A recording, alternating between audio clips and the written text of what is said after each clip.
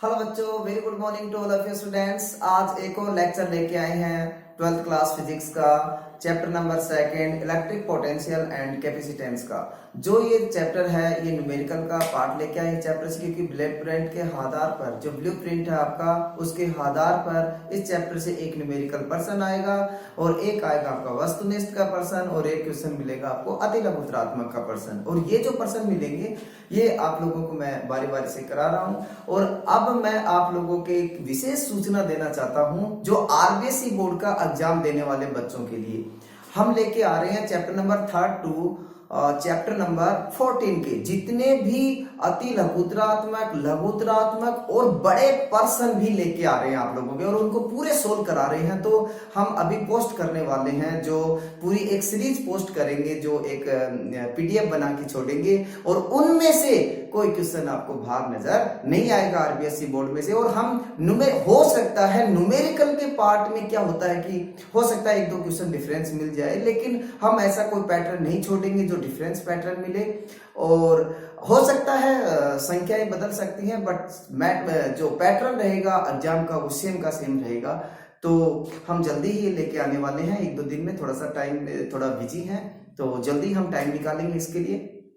और प्लीज आप पढ़ाई करते रहिए लगातार, और जितने भी मैं ये क्वेश्चंस करा रहा हूँ प्लीज अपने नोटबुक में उतारते हुए और अपने रफ कॉपी में बारी बारी से करते रहिए। जितनी आप फिजिक्स में बार बार लिख लिख के याद करोगे उतना ही अच्छा स्ट्रॉन्ग होगा आपका सब्जेक्ट, और जितना आप जबानी पढ़ोगे उतना ही आपका वीक होगा फिजिक्स। और ये आदत है साइंस की, जितना आप लिख लिख के याद करोगे फिजिक्स आपके साथ उतना ही आगे भागेगा। राइट, तो हम चलते हैं अगले क्वेश्चनों के ऊपर। और आज जो हम क्वेश्चन लेके आए हैं 3 बड़े अलग अलग क्वेश्चन लेके आए, इनमें बहुत सारे बढ़िया बढ़िया बातें हैं जो इस प्रकार के क्वेश्चन भी बोर्ड में पूछे जाते हैं, जो आपके लिए आसान हो जाए। और इसी टाइप के पैटर्न के अगर पर्सन आते हैं तो मेरे ख्याल से आपका कोई भी पर्सन गलत नहीं होने वाला है। ओके, तो लेट स्टार्ट।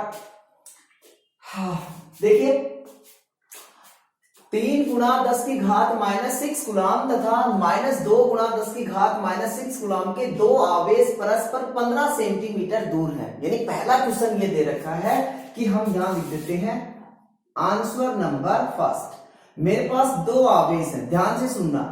कितने आवेश हैं बोलो? 2 आवेश हैं। दोनों आवेश जो हैं वो उनकी जो दूरी है वो पहला आवेश, इसको मैं लिख दूं, मैं Q1 लिख दो सर, ठीक है।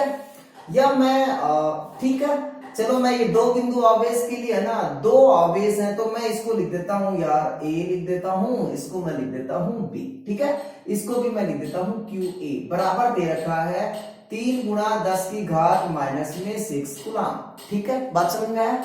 दूसरा आवेश दे रखा है QB, बराबर दे रखा है -2 गुणा 10 की घात -6 गुलाम, ठीक है।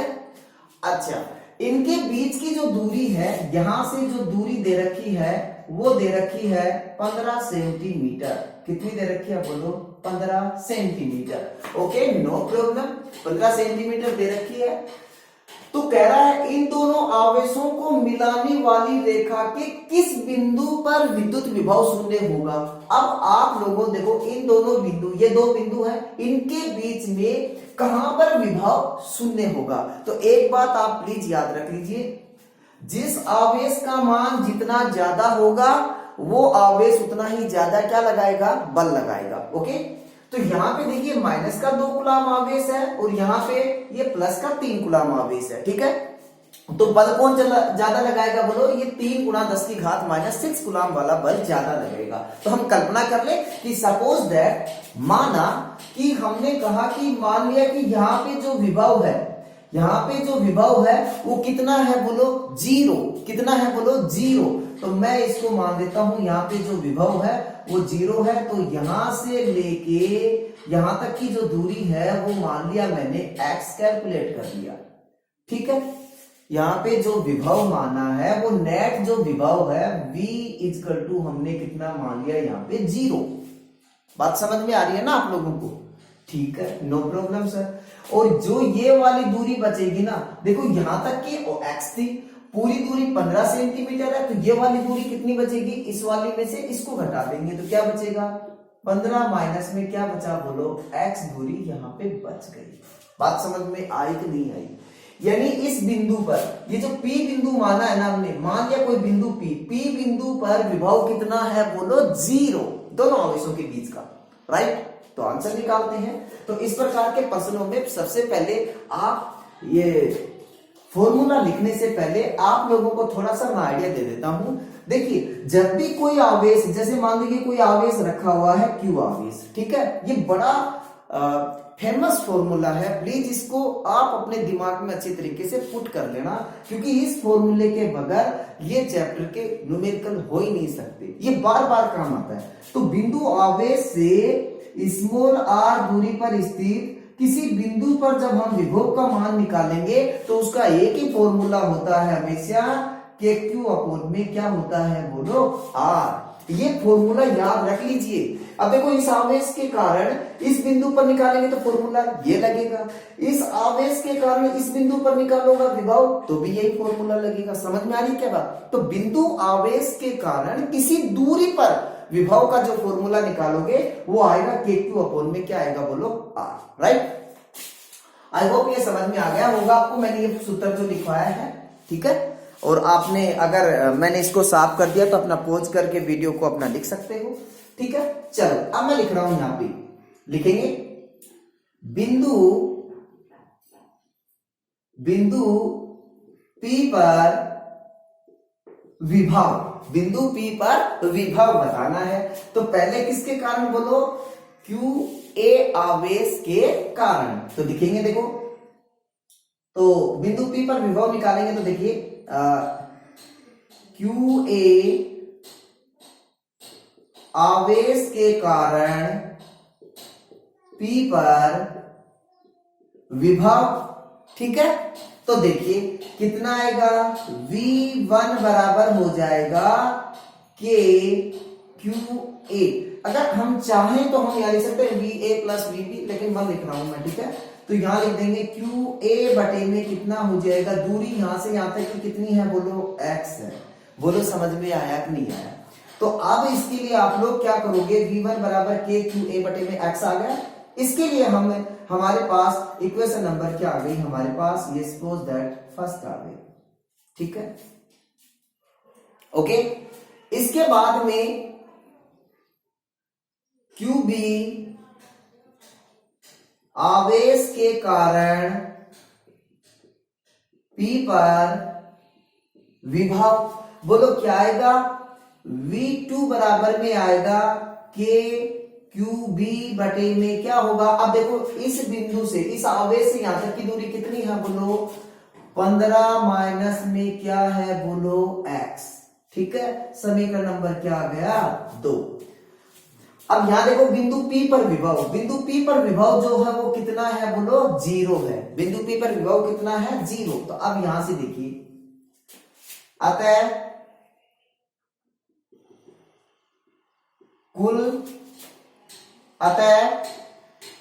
P पर कुल विभव निकालेंगे तो क्या होगा, V1 प्लस में V2 बराबर में कितना आएगा बोलो 0। क्योंकि देखो V1 प्लस V2 बराबर V लिखूंगा और V बराबर कितना है यहाँ पे 0, ठीक है। तो मैंने इसलिए डायरेक्ट लिख दिया 0, ओके। अच्छा ये उधर जाएगा तो V1 बराबर में क्या आएगा, माइनस का बोलो कितना आएगा बोलो V2 आएगा कि नहीं आएगा बोलो। बात समझ में आई कि नहीं आई? बोले सर आ गई, क्या बात है। तो मान पुटअप करो यहां से, तो लिखेंगे के QA बटे में क्या होगा x बराबर का माइनस का के QB बटे में क्या होगा 15 माइनस में क्या होगा बोलो x। k से k क्या हो गया, कैंसिल हो गया। तो हमारे पास बचा QA बटे में x बराबर माइनस का QB बटे में 15 माइनस में x, ये आ गया। अब QA का आवेश कितना है, 3 गुणा 10 की घात माइनस में 6। तो मान पुटअप करेंगे यहां से, थोड़ी जगह की शॉर्टेज है क्योंकि बोर्ड बड़ा छोटा बोर्ड है ना, इसलिए। तो QA बटे x, QA का मान कितना है यहाँ पे लिख दूं 3 गुणा में 10 की घात माइनस में 6 बटे में क्या है x बराबर में क्या है माइनस का बटे में ऊपर कितना है बोलो क्यूबिक आवेश कितना है माइनस का 2 गुणा 10 की घात माइनस में कितना है बोलो 6 है भाई। ठीक है चलो मैं ये माइनस अरे यहां से लिख देता हूँ यार, थोड़ा सा देख लेना। छी नजदीक ज्यादा हो गया, क्या कर रहा हूँ ना। चलो हटाओ जरा हटाओ, यहां लिख देता हूँ माइनस का 2 गुणा 10 की घात माइनस में 6, जगह बचाने के चक्कर में है ना टाइम ज्यादा लग गया है। अपोन में 15 माइनस में क्या हो गया x। बोलो समझ में आ रहा है ना, इतनी बात सरल तरीके से बता रहा हूं आप लोगों को।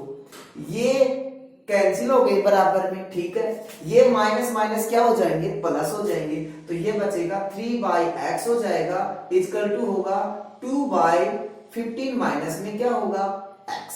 इनको वज्र गुना करोगे तो बोलो क्या आएगा, तो ये हो जाएगा हमारे पास 2x बराबर में 15 को 3 से गुणा करोगे तो 45, इसको गुना करो कितना होगा बोलो माइनस का 3x हो जाएगा सर, सही है ना। चलो तो ये उधर आएगा तो 2x प्लस में कितना 3x इक्वल टू कितना होगा बोलो 45, तो 2x plus 3x equal to कितना होगा बोलो 5x इक्वल टू कितना आएगा 45।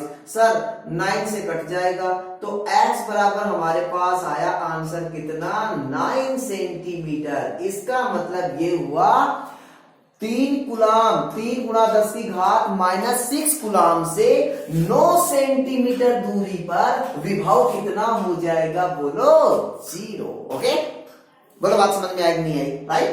पहला पर्सन का आंसर तो ये आ गया। अब इसमें थोड़ी सी कुछ और पर्सन पूछ लिया, इसमें सपोज दैट हो सकता है एग्जाम में यहां तक ही पूछेगा, लेकिन कई बार क्या होता है अनंत में भी पूछ लेता है, तो सर अनंत का भी तो करना पड़ेगा।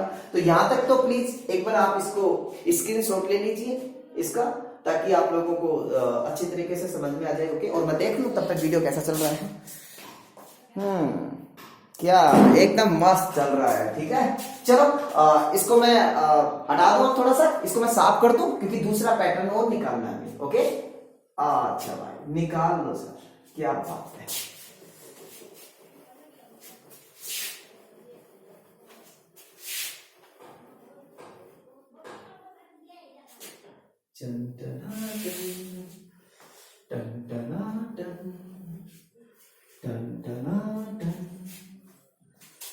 ठीक है चलो अब देखिए प्रश्न में आगे क्या दे रखा है, यहां तक का आंसर निकाल दिया हमने।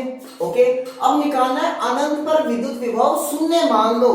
अब ये तो P था, अनंत पे मान लो चलो चलो चलो यहां मान लिया, और इस P की जगह मैं क्या मान लूं P डैश, ठीक है।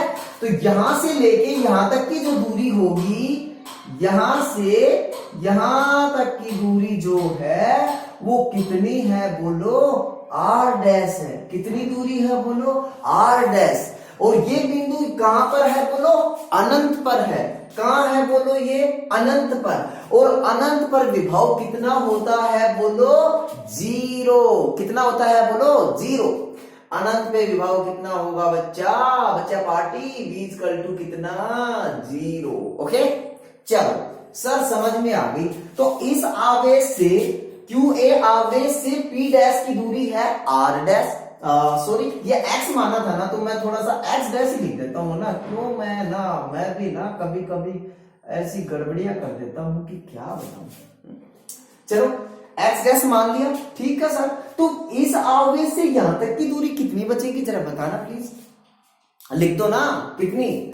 अब मैं लिखूंगा तभी लिखोगे क्या, कितनी होगी बोलो x डैश में से कितनी घट जाएगी बोलो 15। बात समझ में आई कि नहीं आई, आ गई सर आ गई, ये तो बड़ी सरल चीज है हमारे लिए तो। Okay no problem.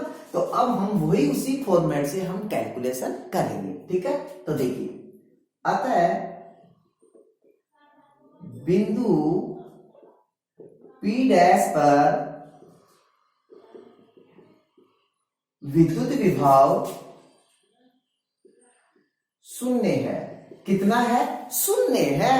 हम लिख सकते हैं ब्रैकेट में v इक्वल टू बोलो v डैश इक्वल टू 0।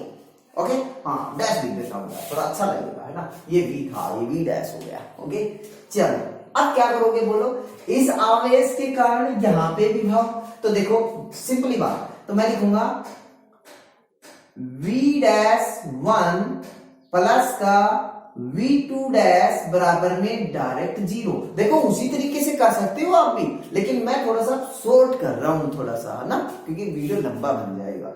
ठीक है, v डैश 1 प्लस में v डैश 2 इक्वल टू कितना हो गया 0। क्यों? क्योंकि अनंत पे विभव कितना होता है 0। यदि छोटा प्रश्न आ जाए आपसे पूछ लिया अनंत पर विद्युत क्षेत्र की तीव्रता का मान कितना होता है 0, पूछ लिया अनंत पर विद्युत विभव कितना होता है 0, आंख मीच के बोल देना 0। ओके 0, ठीक है, कमाल। चलो तो क्या होगा, फॉर्मूला लिखिए, ये उधर चला जाएगा भाई साहब, v1 dash equal to minus का v2 डैश हो जाएगा, बोलो हो जाएगा। फॉर्मूला लिखो, इसके कारण क्या बनेगा k q a बटे में v1 डैश का फॉर्मूला लिख रहे हैं हम वही दूरी के लिए। अब q1 आवेश से कहां पे निकाल रहे हो, p डैश पर निकाल रहे हैं विभव, तो इसकी दूरी कितनी है बोलो x डैश। नहीं आया समझ में, सब नहीं आया, अरे बड़े बेकार हो। अरे भाई मैं ये कह रहा हूं आप लोगों को, अनंत पे विभव कितना है 0, और अनंत पे प्रश्न में क्या दिया हुआ है, अनंत पर विद्युत विभव 0 मान लो, मान लिया भाई हमने, और यहां पे कौन सा बिंदु लिया है p डैश, तो इस आवेश के कारण x डैश दूरी पर स्थित बिंदु p डैश पर विभव का फॉर्मूला ये बनेगा कि नहीं बनेगा, क्योंकि दूरी कितनी है अब यहाँ पे x डैश, क्योंकि यहां से यहां तक की दूरी कितनी है x डैश। ठीक है, तो सर तो भैया बताओ इस वाले का क्या लिखोगे, v2 डैश वाले की, तो v2 डैश कौन सा है, ये वाला आवेश है, यहां से दूरी, तो क्या होगा माइनस का qb बटे में दूरी कितनी है बोलो x डैश माइनस में कितना है 15। ठीक है, मान पुटअप कर लीजिए, करो। अरे मैं के नहीं लिखा यार, मैं कभी कभी ना भूल जाता हूं, है ना। चलो के को के से काट देते हैं, के को मार दिया, क्या बात है। QA बटे में क्या आएगा x dash equal to minus का QB बटे में क्या आएगा बोलो x डैश माइनस का 15। ठीक है, मान पुटअप कर दीजिए, QA का आवेश रखो और QB का क्या रखो मान रखो, और then you will have to calculate, then you will get the answer. Okay, क्या लिखोगे QA का मान 3 गुणा में 10 की घात माइनस में 6। ठीक है, x dash equal to minus का 2 गुणा 10 की घात माइनस में 6। ठीक है सर, x डैश माइनस का कितना आ गया 15, हलवा कट गया ये, तो 3 by x dash equal to minus minus plus हो गया ना, 2 बाई कितना होगा x डैश माइनस में 15। ओके चलो वज्र गुणा कर लो मेरे भाई, वज्र गुणा करेंगे ना तो क्या हो जाएगा, 3x डैश माइनस का कितना हो जाएगा 15 3 45 45 इक्वल टू होगा 2x डैश। ये भाई साहब इधर ले आओ, इसको मैं उधर ले जाता हूं, तो ये बन जाएगा 3x डैश माइनस का 2x डैश इक्वल टू कितना होगा सर 45। नो प्रॉब्लम, तो कितना होगा बोलो, ये क्या होगा बताओ जरा, और जरा जरा जरा, तो x डैश इक्वल टू कितना 45 सेंटीमीटर। तो देखिए विभव का जो x डैश बराबर 45 सेंटीमीटर पे विभव कितना हो जाएगा 0 is the answer. I hope ये समझ में आया होगा आप लोगों को, राइट। ऐसे ही पढ़ते रहिए, पोज करो और इसको देखो, आपको अच्छा यार ये जो बल्ब है ना, ये जो एलईडी वाला, ये मजे वाला बात है नहीं। चलो मैं ऐसे पढ़ाऊंगा, ठीक है, ओके नो प्रॉब्लम, हटा दूं, स्क्रीनशॉट ले लो प्लीज। ठीक है, नेक्स्ट क्वेश्चन पे देखिए।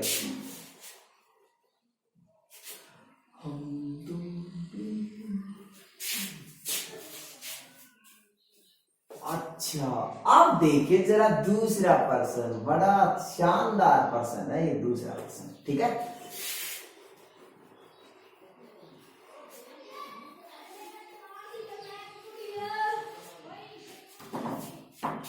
एक मिनट,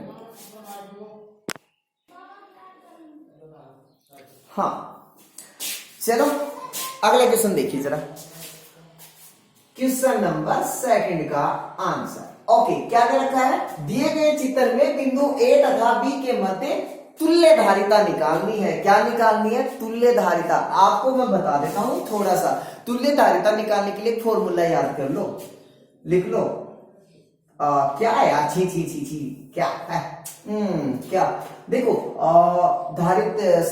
जो संधारित्र जो जुड़े हुए हैं वो श्रेणी क्रम में क्या होता है, उसकी तुल्य धारिता।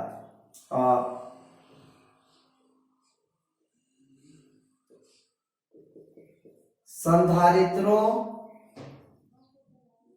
की श्रेणी क्रम में तुल्य धारिता। इसके दो फॉर्मूले लिख रहा हूं आप लोगों के लिए बच्चों। देखो, 1/CS। CS का मतलब क्या हो गया बताना जरा?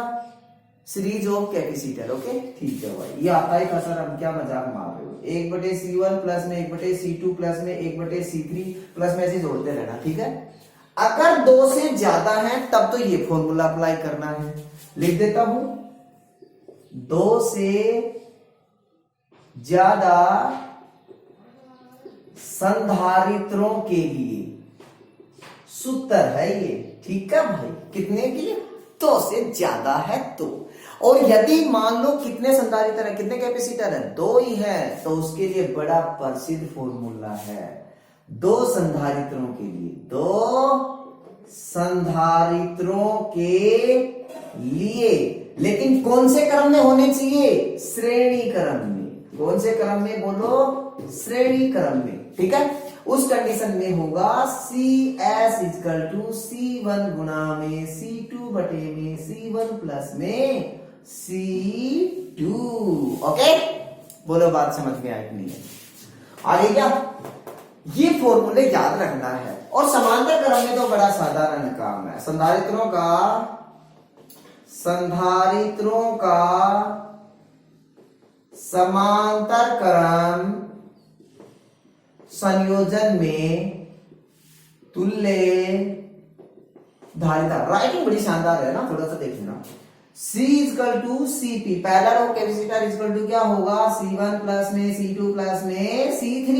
एक और होता तो C4 हो जाएगा। और N संधारित्र तो plus dot dot plus CN। Okay, ये दोनों फॉर्मूले आप याद कर लेना अच्छी तरीके से, ठीक है। अब करें क्वेश्चन का आंसर। चलो बिना देरी हुए करते हैं फटाफट से।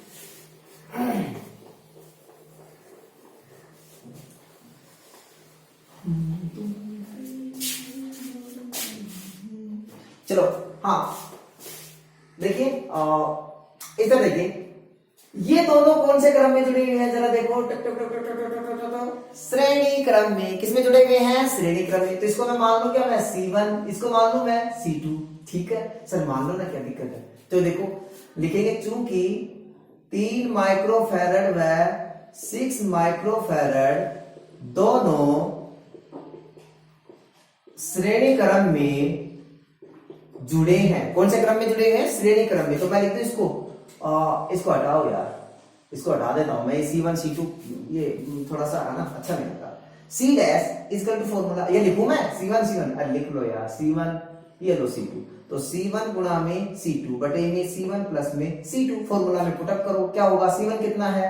3 गुणा में 6 बटे में 3 प्लस में 6। तो C डैश बराबर कितना आया?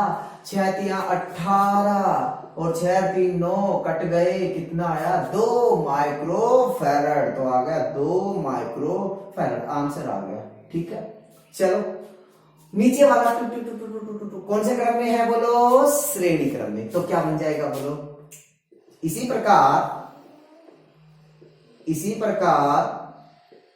4 माइक्रोफैरड व 4 माइक्रोफैरड दोनों श्रेणी क्रम में जुड़े हैं। तो क्या हो जाएगा? C डबल डैश मान लूं क्या मैं? तो डायरेक्ट आंसर 4 गुणा में 4 बटे में 4 प्लस में 4 बराबर में 16 बटे में 8 बराबर में 2 माइक्रोफैरड। तो C डबल डैश बराबर कितना आंसर आया? 2 माइक्रोफैरड। बोलो समझ में आया कि नहीं है? अरे 4 चौके 16, 4 4 8, 8 में 16 गया, सॉरी 8 में से 16 में 8 का भाग दोगे कितना आएगा? तो 2 का मतलब 2 माइक्रोफैरड। ओके नाउ अब थोड़ा सा इधर इसकी कितनी आई? बोलो, 2 माइक्रोफैरड। इसकी कितनी आई? तुमने धारिता 2 माइक्रोफैरड। टोटल पूछ रहा है ना? अच्छा, आ जा एक, बेटा सी डैश, ठीक है सर, ये सी डबल डैश, कहा सी डबल डैश, ठीक है, और ये बिंदु बी, ये बिंदु ए। अरे ये है ना, सी डैश की तो कितनी आई है हमारे पास 2 माइक्रोफैरड, सी डबल डैश की भी कितनी आई है 2 माइक्रोफैरड, दोनों की 2 माइक्रोफैरड है। अब ये दोनों कौन से क्रम में जुड़ी हैं बोलो, समांतर क्रम में। तो मैं लिखूंगा चूंकि C1 व सी डबल डैश दोनों समांतर क्रम में जुड़े हैं, तो इनकी तुल्यकालिता कितनी हो जाएगी बोलो, Cp बराबर में होगा C डैश प्लस में C डबल डैश हो जाएगा ना, तो कितना होगा Cp बराबर में आएगा तुल्यधारिता, तो क्या आएगा 2 प्लस में 2 बराबर में 4 माइक्रोफैरड, ये है तुल्यधारिता, तुल्यधारिता। बोला आया नहीं आया?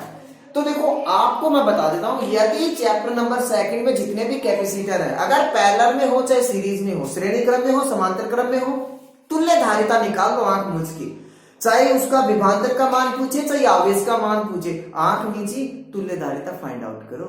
ओके क्लियर है? हटा दूं मैं तो स्क्रीनशॉट ले लो प्लीज।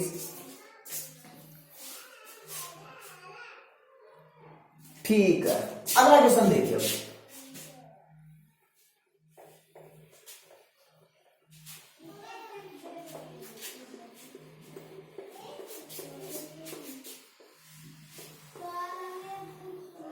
चलो अब इस पर्सन को मैं थोड़ा सा हटा देता हूं, ठीक है।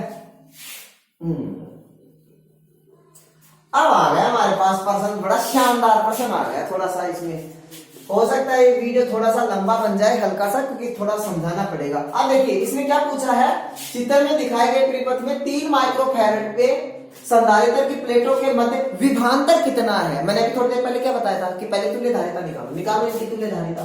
बोलो लिखूं मैं, आंसर नंबर कौन सा है, तीसरा। तो देखिए चूंकि 4 माइक्रोफैरड व अरे क्या है 2 माइक्रोफैरड दोनों श्रेणी क्रम में जुड़े हैं, ठीक है। तो क्या होगा बोलो, C डैश मान लूं क्या मैं इसको, ठीक है, इसको मान लेता हूं मैं C1, इसको मान लेता हूं मैं C2, और इसको लिख देता हूं मैं कौन सा C3। क्या लिख दूं मैं C3। तो क्या होगा बोलो, सीरीज है ना, सीरीज क्रम में तभी क्या फॉर्मूला बता, C1 गुणा में C2 बटे में C1 प्लस में क्या होगा C2, मान पुटअप करो 4 गुणा में 2 बटे में 4 प्लस में 2। गलत हो गया, गलत हो गया क्या यार, मजा नहीं आया यार। क्या है ना, ये दोनों है ना कौन से क्रम में जुड़े हुए हैं, समांतर। अरे सॉरी यार, ये दोनों भाई साहब समांतर क्रम में जुड़े हैं। मैंने क्या ना काम गड़बड़ हो गया यार थोड़ा सा। तो क्या बोलोगे बोलो, तो Cp बराबर में C1 प्लस में क्या हो जाएगा C2, तो Cp बराबर में कितना आएगा 4 प्लस में कितना 2 बराबर में कितना आएगा बोलो 6 माइक्रोफैरड। ठीक है सर, आ गया Cp का मान आ गया क्या, ठीक है। अब ये दोनों, इसके लिए नीचे चित्र बनाता हूं मैं जस्ट टीचिया कुछ, ठीक है। ठीक है, समझ में आया क्या, प्लस माइनस 6 वोल्ट। ओके, यहाँ पे जो दिया था तो मैं इसको क्या मानूं मैं, C1 C2 C3, तो इसका मान कितना आया बोलो, मैं लिख दूं क्या, Cp बराबर कितना आया था बोलो 6 माइक्रोफैरड। ठीक है, ये C3 का मान कितना दे रखा है यहाँ पे 3 माइक्रोफैरड। ठीक है, तुल्यधारिता निकालो इसकी, क्योंकि बोलेंगे 6 माइक्रोफैरड व 3 माइक्रोफैरड दोनों श्रेणी क्रम में जुड़े हैं। अब तो ठीक है, ठीक है, तो मैं डायरेक्ट निकाल दूं, C डैश बराबर में मैं निकालूंगा 6 गुणा में 3 बटे में 6 प्लस में 3, 18 बटे में 9 बराबर में आ जाएगा 2 माइक्रोफैरड। तुल्यधारिता तो निकाल दी। यहां देखिए तुल्य धारिता कितनी है बोलो 2 माइक्रोफैरड है। ठीक है भाई। अगर एग्जाम में पूछ लेता कि तुल्य धारिता निकाले तो ये निकल जाएगी, कितनी आएगी 2 माइक्रोफैरड। अब क्या पूछा है बोलो, अब पूछा है कि 3 माइक्रोफैरड पर कितना विभवांतर है। तो देखिए बनाओ जल्दी सी, देख लो, प्लस माइनस, ठीक है, प्लस और माइनस, प्लस माइनस। 6 वोल्ट की बैटरी है, तुल्य धारिता है 6 माइक्रोफैरड, कितना है अरे यार 2 माइक्रोफैरड, कहां 6 वोल्ट है, 2 माइक्रोफैरड है। तो देखो दोनों कौन से क्रम में जुड़े हुए हैं, समांतर, और समांतर क्रम में विभवांतर का मान क्या होता है, समान होता है। विभवांतर का मान क्या होता है, समान होता है। तो कितना आएगा बोलो, तो यहां से देखिए हमें समांतर क्रम में है तो हमें आवेश कितना प्रवाहित हो रहा है, इसमें से क्या निकालेंगे, आवेश। बहुत अच्छा प्रश्न है ये, ठीक है। तो हम देखिए धारिता के सूत्र से यहां लिखेंगे, धारिता के सूत्र से Q इजकल टू क्या होता है, CV होता है। Q इजकल टू क्या होता है, CV। तो Q इजकल टू C कितना है, यहाँ पे 6 वोल्ट है। तो Q बराबर में कितना, 6 दूनी 12, और माइक्रो और मात्रक हो जाएगा आवेश का मात्रक कूलाम। कितना आवेश प्रवाहित हो रहा है इसमें, 12 माइक्रो कूलाम। कितना आ रहा है, 12 माइक्रो कूलाम। चीची अरे यार कितना आ रहा है, 12 माइक्रो कूलाम, ठीक है। यानी इस सर्किट के अंदर कितना आवेश प्रवाहित हो रहा है बोलो, 12 माइक्रो कूलाम का। अब हमें पता है जब 12 माइक्रो कूलाम जा रहा है तो इस सर्किट में यहां से चिन्ह लगाओ, यहां से, और 12 माइक्रो कूलाम का आवेश इधर प्रवाहित हो रहा है, बाहर भी निकलेगा 12 माइक्रो कूलाम।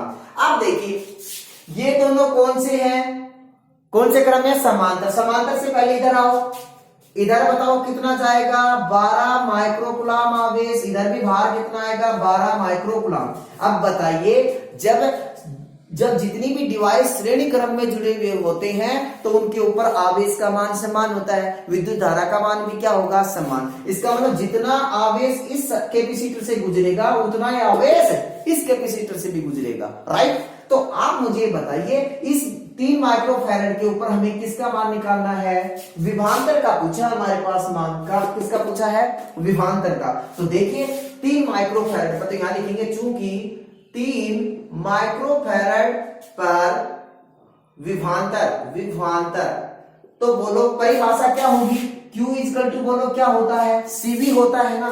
तो V इजकल टू क्या होगा, Q बाय C हो जाएगा कि नहीं हो जाएगा, नहीं समझ में आया। Q इजकल टू क्या होगा, धारिता की परिभाषा से Q equal to CV, V का मान चाहिए क्योंकि विभवांतर है, तो V इजकल टू क्या होगा, C इसके नीचे चला जाएगा, Q बाय C हो गया। आवेश कितने, आवेश क्या बोलते हैं, कितने संधारित्र पे पूछा है विभवांतर बोलो, 3 माइक्रोफैरड। आवेश कितना जा रहा है, 12 माइक्रोकूलम। तो लिख देंगे 12 बटे में कितना, C कितना है, यहाँ पे C है 3, तो आंसर आ जाएगा 4 वोल्ट। ओके, यहां ये मत लिख देना भाई 4 microvolt, no no no no, क्यों।